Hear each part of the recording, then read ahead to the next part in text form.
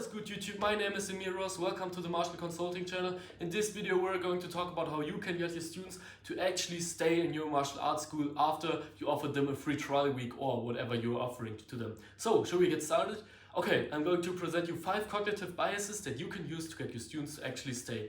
The first one is the Ludopalooza tendency. It's basically when someone is getting kind of influenced by the other person to not take a decision rationally, but to decide for something irrationally because they're, for example, not thinking about the consequences of it.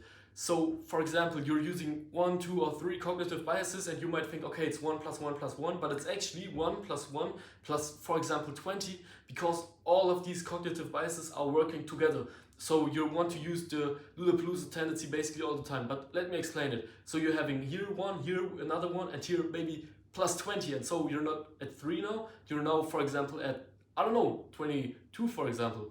You get the point, right? So always try to use these cognitive biases together. That's basically the main point of the Ludopalooza tendency.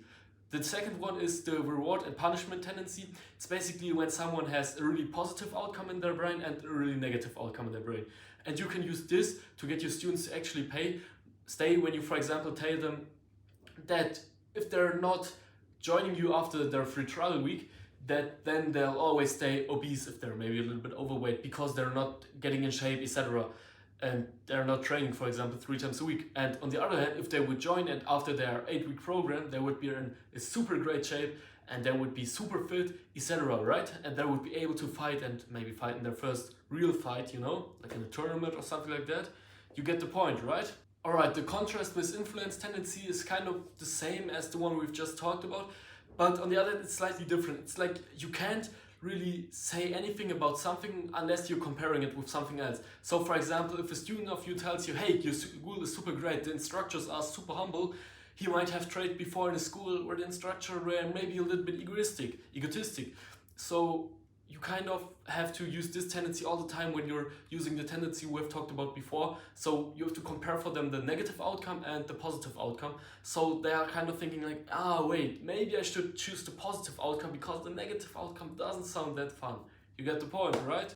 Alright, the next one is pretty simple. It's a social proof tendency. It's basically when someone has done before what another person wants to do. For example, you're telling a student, hey, this one has also started at 0, just like you right now after their free trial week, and they have joined.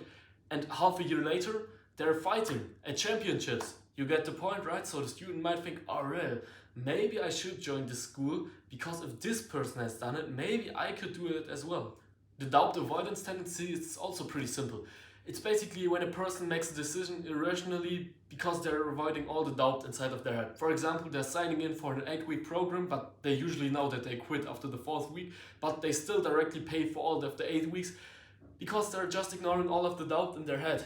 And so when you get a person to get to the doubt avoidance tendency, you basically can get them to sign up for your gym, even if they might think, well, I'm not gonna stay all the time, but who knows, maybe you can get them motivated to stay all the time. So that's it for today's video. I hope you really enjoyed it. And if you're maybe owning a martial arts school, you can check out the first link in the description. It's something to sell you, but don't worry, it's no give me your email address or 997 course. Yeah, check it out if you want to. See you in the next one.